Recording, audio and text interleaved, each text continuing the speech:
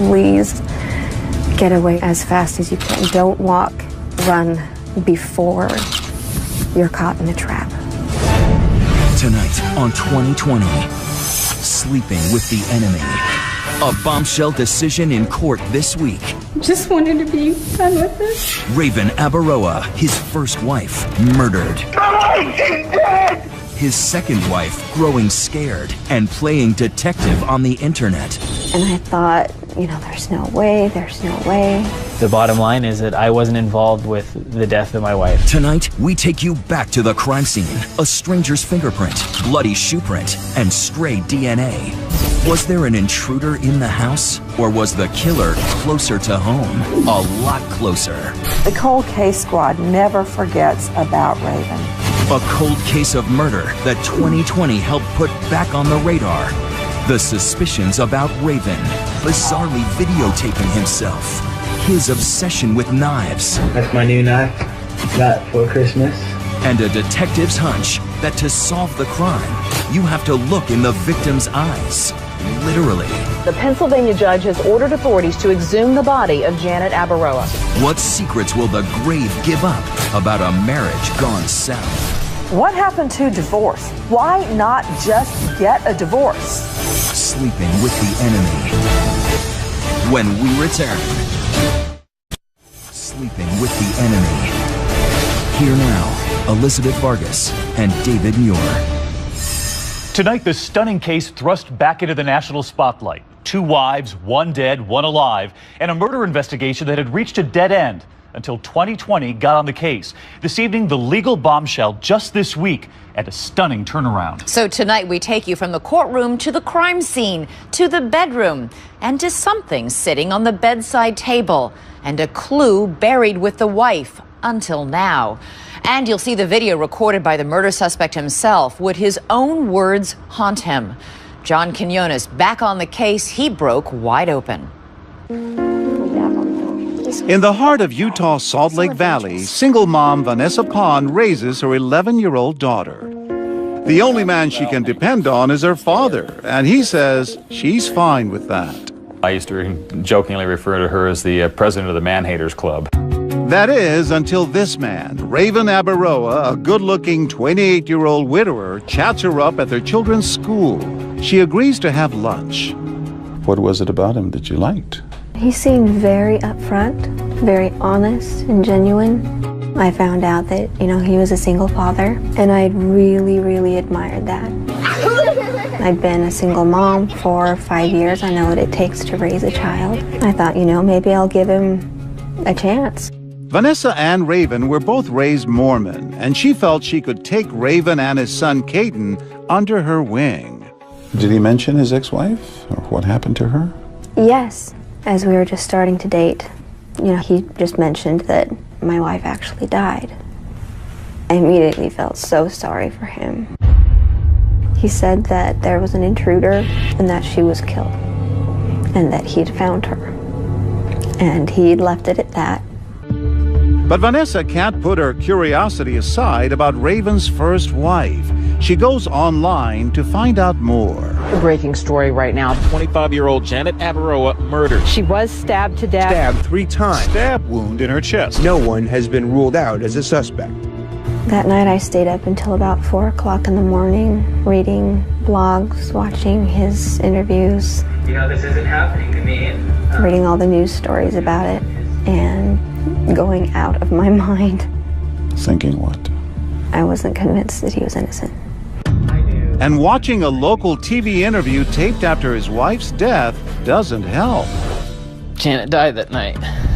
I remember watching the interview, and I wasn't convinced.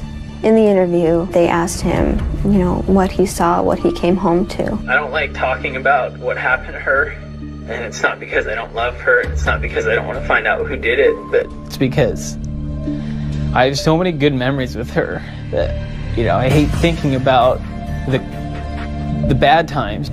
So I went over and I spoke with him, asked him the questions that I had, and he removed any and every doubt from my mind.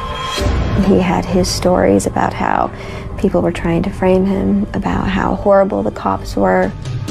Vanessa becomes convinced that Raven is not responsible for his wife's murder. Now he would try to persuade her to start a life with him.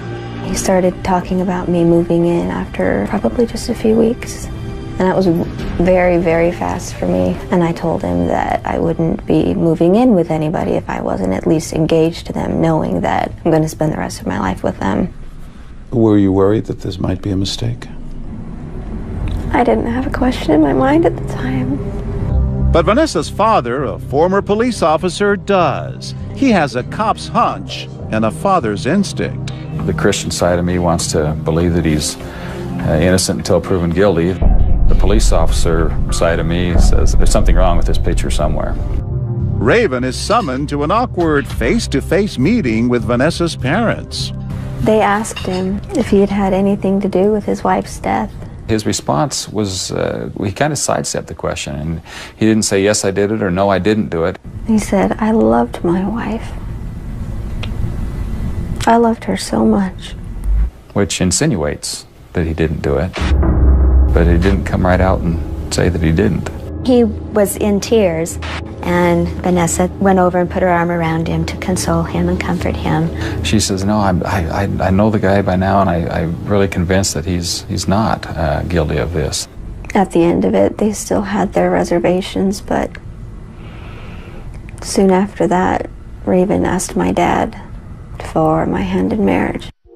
Vanessa and Raven are married in her parents' backyard. It would be a blended family, his 7-year-old son and her 6-year-old daughter.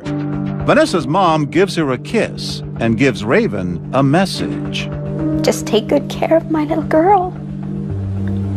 He promised me he would. A honeymoon in Las Vegas follows, and Raven tells his bride something that still makes her shudder to this day. Then he started talking about Janet and how mad he was after she died. Not how sad, not how heartbroken, just mad. At whom? Just that she was dead. And then he cuddled up closer to me and he said, I promise I'll never hurt you. I didn't know what to think about that or how to feel about that. It scared me. And that's not all that scares her. Even before the honeymoon's over, an outburst from nowhere. Within moments, he could switch. He could say the most horrible things. I was an effing whore, a lot.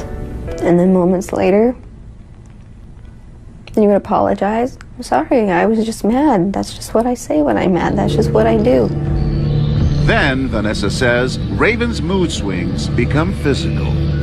He grabbed me and threw me up against the wall, and then I fell. Later, he tried to convince me that I had tripped. He began to call my own family and my own friends, telling them that I was horribly depressed and bipolar, and that I probably needed to be institutionalized. Just 4 months into their marriage, Vanessa becomes more and more frightened for her safety and begins to make plans to leave. But it's Christmas Eve, a time when her family traditionally gets together. And as she and Raven get ready to go to her parents' house for dinner, another incident of unprovoked violence. He had me backed into the corner and was screaming at me, poking me in the chest, just yelling at me. I ended up with bruises on my chest from him. He started gathering his things, and I wasn't going to stop him, and that fueled his fire. Vanessa believes Raven is trying to set her up, building another narrative that she's unstable. Could he be hatching a plan? I think he was in the process of setting it up with family and friends that I'm suicidal.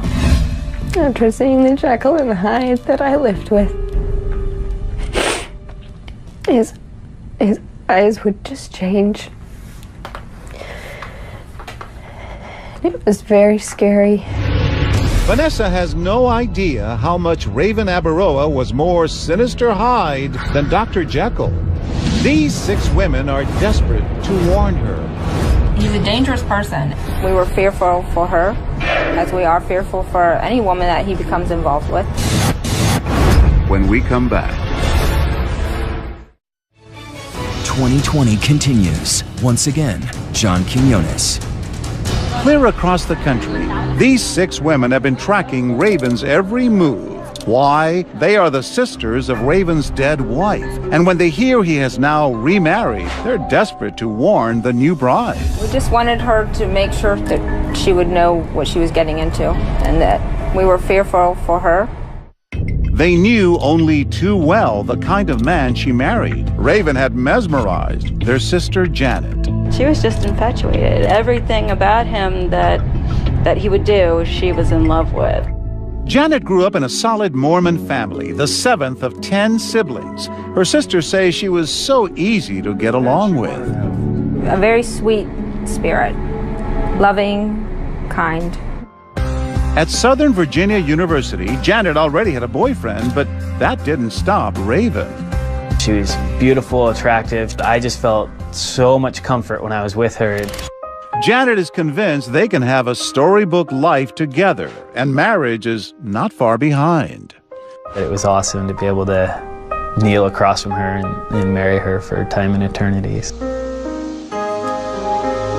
For these newlyweds, time and eternity begins at their new starter home in the small colonial river town of Smithfield, Virginia.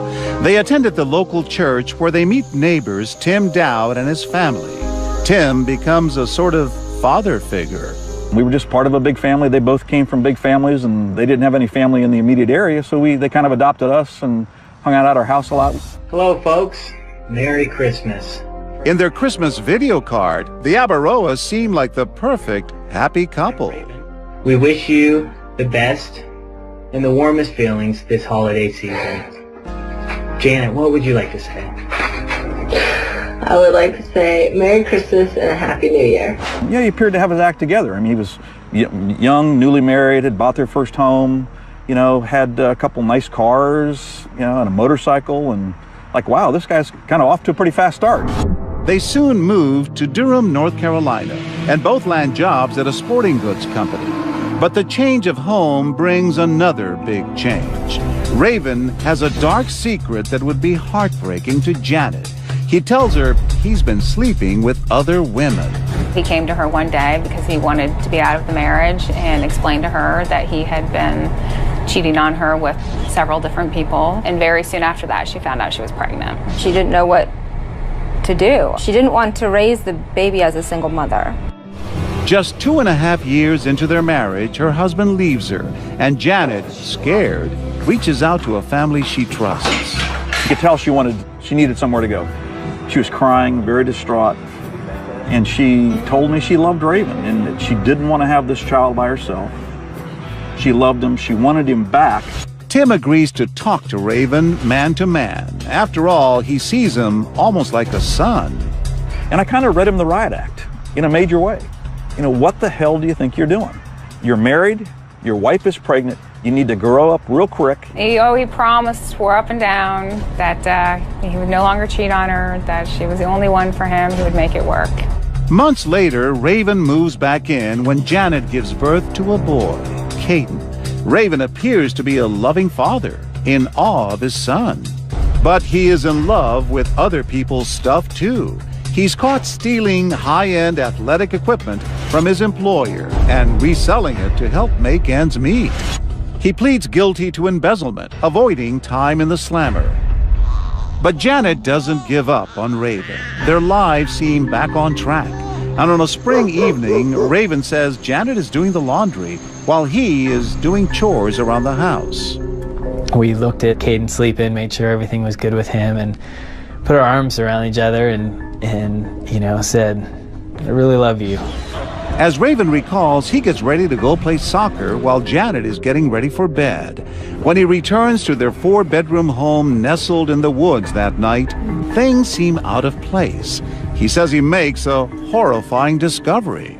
I'd always go in and give Caden a kiss and just feel his warm little body, and that's when I found out that something wasn't wrong. 911, where is your emergency? Ma'am, I can't understand you. She's dead! She's been shot or something. There's blood everywhere. Shot? Yes. Do you see any bullet holes? Like right in the chest. Kathy Cheek and Janet Abaroa were co-workers and close friends. Upon hearing the morning news, police aren't saying how she was killed. Durham police will only say her murder was not random. She races to Janet's home on Farron Drive. I got there and caught the yellow crime lab tape. I was like thinking maybe it's not this house, maybe it's next door. But it won't, it was her house. I said, is it a little tiny blonde-headed girl that's dead? And I didn't want it to be her. But it was. Early the next morning, Janet's parents are awakened by a phone call. It's Raven. He was calling to tell them that Janet was dead and she had committed suicide. We automatically knew that was not right. She wouldn't have done it to Katie. No, she would have never killed herself, ever. We knew that wasn't true. In fact, police quickly realized Raven's claim of suicide is flat out wrong. Janet has been murdered, and not with a gun, she's been stabbed to death. Janet Abaroa was found inside her Farron Drive home last with what appeared to be a stab wound in her chest. Janet's family and friends are desperate for answers, desperate to find out who murdered her. I kept talking to Raven about, you've got to help solve this case. He hasn't helped the police. He hasn't set out a reward of, help me find my wife's killer. And surprisingly, only 4 days after the murder, Raven leaves town. He returns to his boyhood home outside Salt Lake City. My thought is if somebody murders my wife or a child or any close family member of mine, I'm banging on the police door saying, what have you done lately? Raven did nothing. Raven provided cooperation at the beginning of the investigation, but there have been subsequent requests for interviews that have gone unanswered. Police are curious about Raven's knife collection, some of which are missing from the murder scene. And remember that Christmas video? Well, with Janet in the background, Raven weirdly brags about a brand new knife for his collection. That's my new knife. Got for Christmas. Thank you. Bought it myself. My dad would be very proud. I like to collect knives. But could someone else have used one of Raven's knives to stab Janet? Investigators find a bloody footprint and DNA at the crime scene, and they don't match Raven. But with few other clues, the case goes cold. Janet's family wonder why police aren't taking a harder look at Raven and a possible motive. He had taken out a life insurance policy soon after she was pregnant with Caden. How much was the policy? $500,000 on her. Is he capable of doing that, doing it for the insurance money? Absolutely. Even though Raven declines a polygraph test and stops cooperating with police, he doesn't have a problem making his case on a local TV show. I wasn't involved with the death of my wife, that I would do anything in the world to keep her here with me, and that's something that I think that people who truly know me can understand and appreciate. Was Raven innocent? Could the murderer be a stranger who left a bloody footprint? The answer might lie in Janet Abaroa's grave, a clue police can only uncover by looking directly into her eyes. Janet Abaroa doesn't get to rest in peace. When we come back here, you'll see what they found after exhuming that body, and it's something about her. Now, more of Sleeping with the Enemy. Once again, John Quinones. Before the honeymoon is even over, Raven Abaroa's second wife, Vanessa, suspects he got away with murdering his first wife, Janet. He could get away with murder. But I think he thinks he has. But Vanessa says, at least for a while, Raven was able to fool her and the police. He would make me believe full-heartedly that everyone else was trying to pin everything on him and that he was an innocent man. Janet's family says they were never fooled. I knew he killed her the morning I found out, the exact second.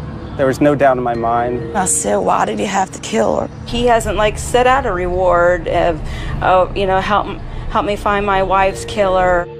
Though family and friends push and plead, years go by without an arrest. This is a circumstantial case. It's hard. It's not easy. Well, you know what? Sometimes justice isn't easy. Finally, 4 years later, Detective Charles Soule gets the case. The hard part about this case, too, is for me, is it's almost like you had to have like a time machine to go back. This is unfinished business for Soule. Years before, he was one of the first on the scene with a canine police dog. Now, he's the one hounding Abaroa, who is 2,000 miles away in Utah. Hey, let me call this guy and see if he wants to talk to this, North Carolina detective. And I played the dumb Southern cop, and he ate it up. And watch this strange video. Abaroa records himself after one of those nosy phone calls from the cop. He wonders what the cop is really after. I feel myself getting frustrated. I'm not 100% sure why. The more stuff I give them, the more stuff that gets leaked to any type of pending litigation. In that video, Abaroa also begins to wonder how he might bankroll a defense. I need to win the lottery. If I were to win $3 million, I would dedicate $2 million to fighting this. 2/3 of my winnings, if you would. Soule says Abaroa's story just keeps changing. The lights were on, the lights were off. The child was crying, the child wasn't crying. You don't get those things wrong if you're telling the truth. To the detective, Abaroa's story is beginning to fall apart. For one thing, if Janet was killed by an intruder, Soule says he would expect to see signs of a violent struggle. Nothing was disturbed in that room. As a matter of fact, the blood was contained in a very small space. And you got to remember, just on the other wall is her child. So it would have been normal for that room to be destroyed. There was no struggle. The killer came up upon her and she never resisted. Why is that? Nancy Grace has also been on the case. This is what was missing. Some of Raven's beloved knife collection. His wife was stabbed to death. And his laptop.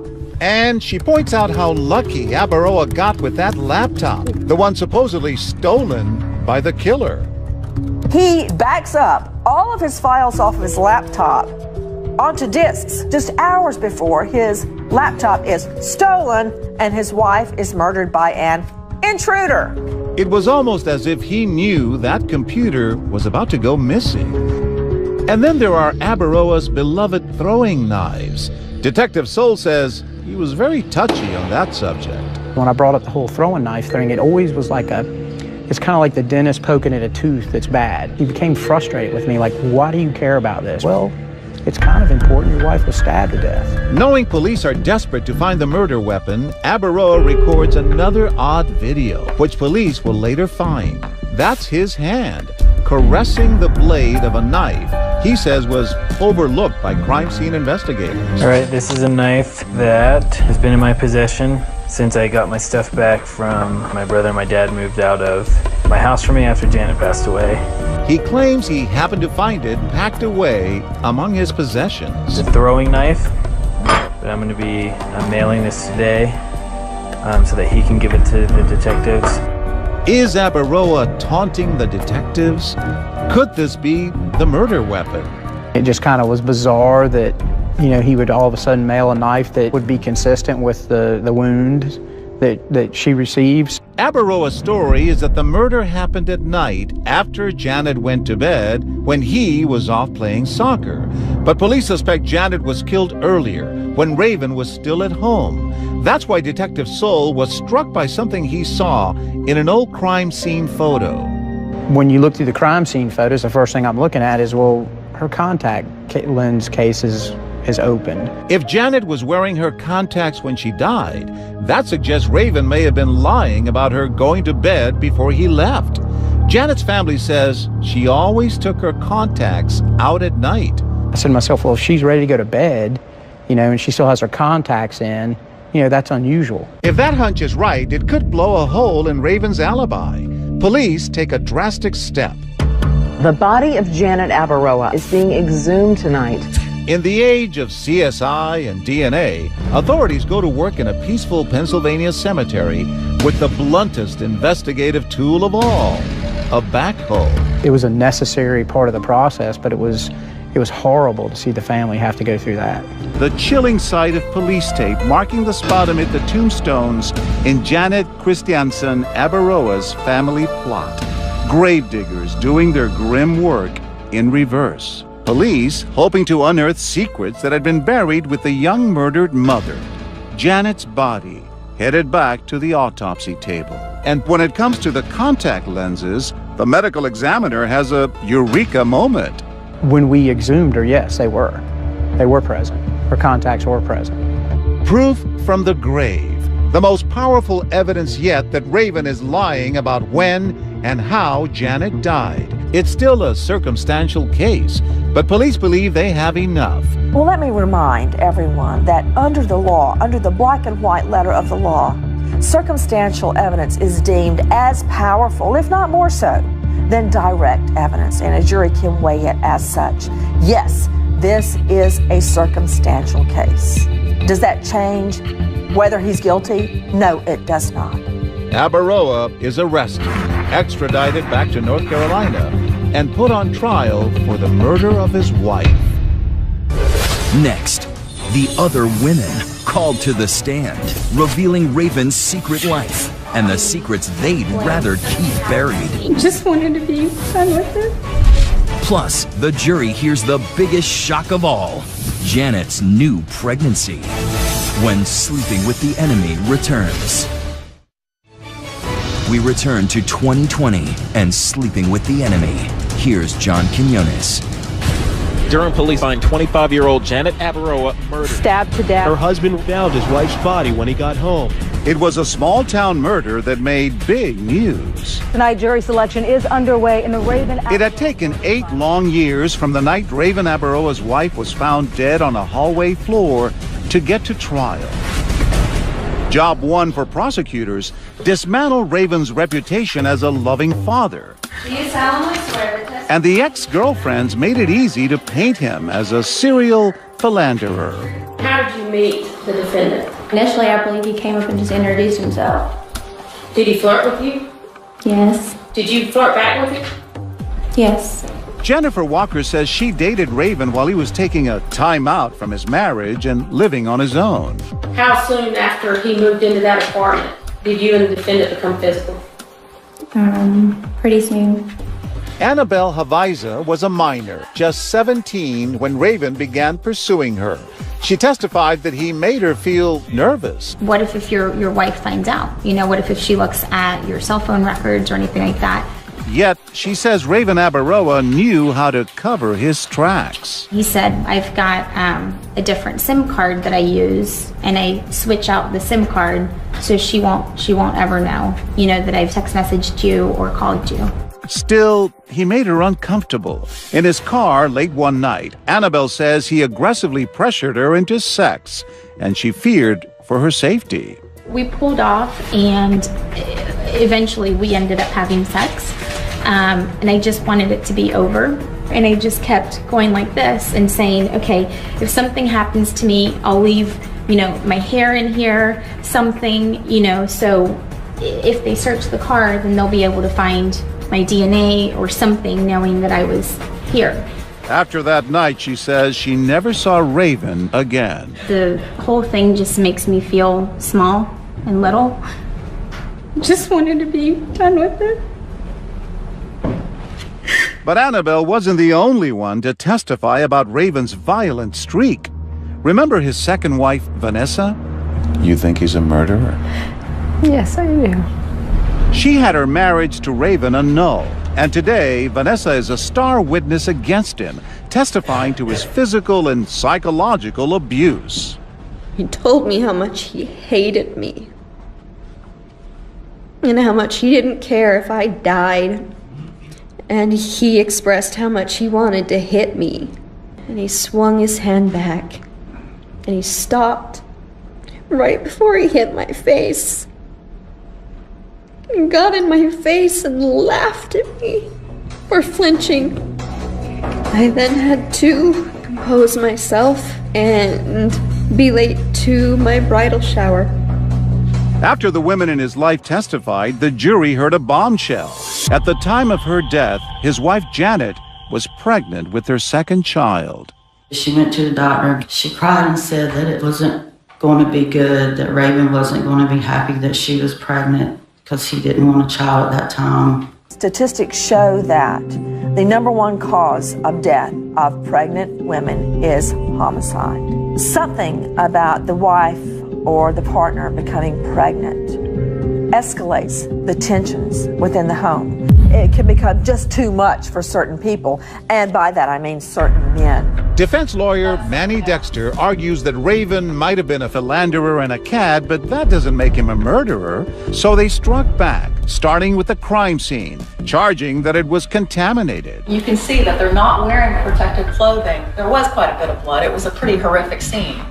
And they raised the intruder theory. A bloody footprint was found near the body, yet it didn't belong to either Raven or Janet. We do know that all of Raven's shoes were tested, though, including the ones that he was wearing that night, and there was no blood on the bottom of those shoes. That is a footprint that is not identified. And the defense insists Raven could not have killed Janet. His alibi? He was at a soccer game, and Janet was in bed when he left. But the prosecution totally demolished that alibi the day they exhumed her body. The reason? When they looked behind her eyelids, there were her contact lenses, still in place. It was a hard contact, and it would be absolutely unusual and pretty painful for her to sleep in these contacts. So Janet was not in bed. Prosecutors tell the jury she was actually in the kitchen. The evidence? She's obviously making peanut butter and jelly sandwiches and doing the dishes. She's taken her rings off to do her dishes, which she commonly did. Her rings are still sitting there by the sink. And no unknown robber in sight. That unknown would have walked right past her wedding ring that was on the counter.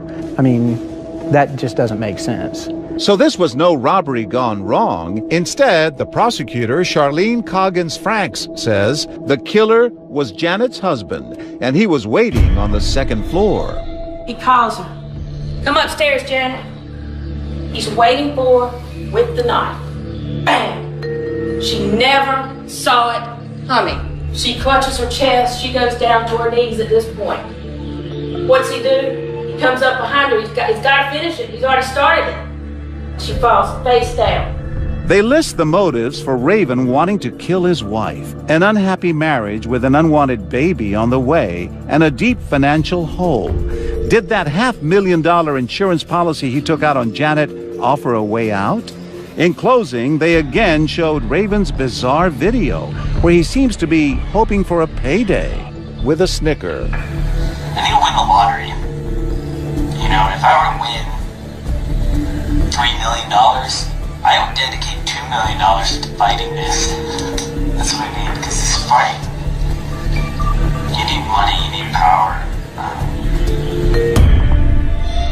Both sides rest. Who would the jury believe? 11 hours later, deadlock.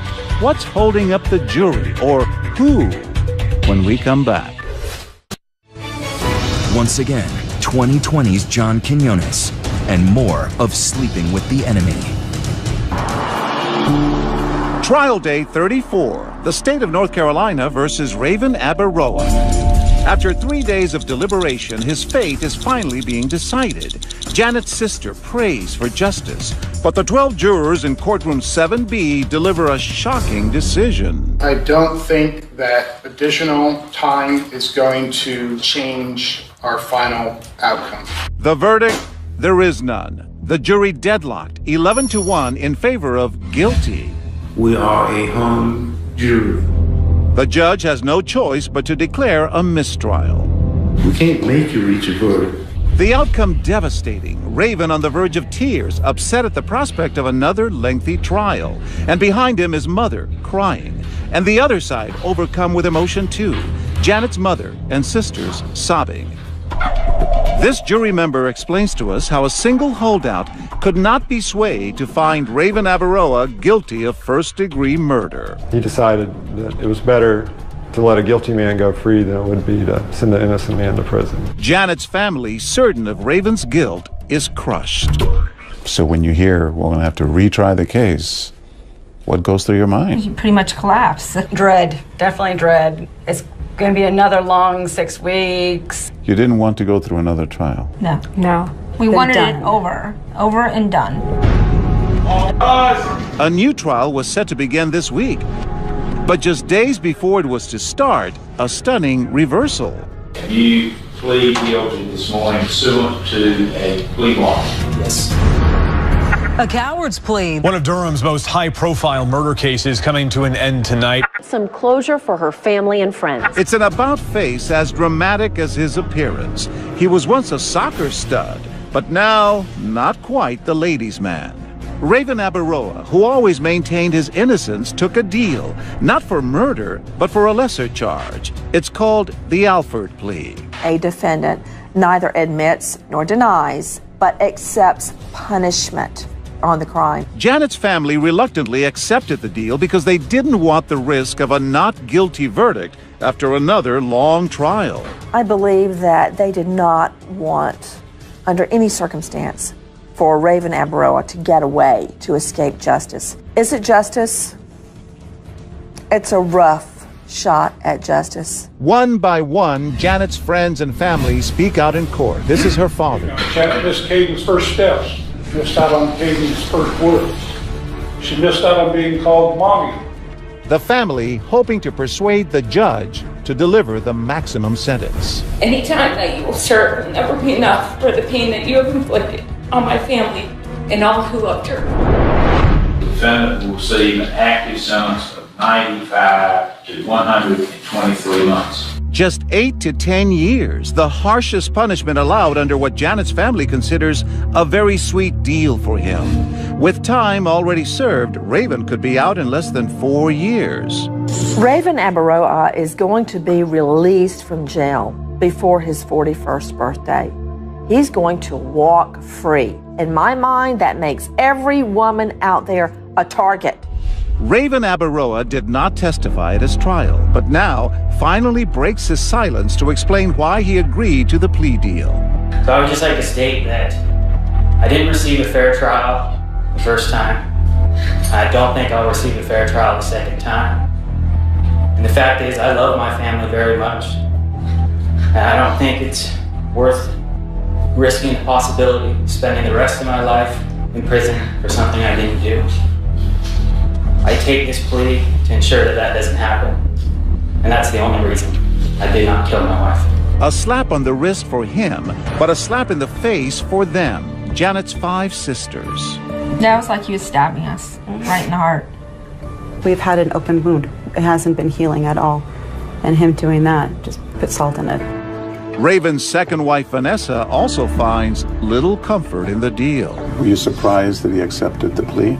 I was shocked, but I was more than that. I was shocked at what the plea deal turned out to be. He could be out in 4 to 6 years. That's not justice at all. It's not justice. Vanessa feels there's no justice.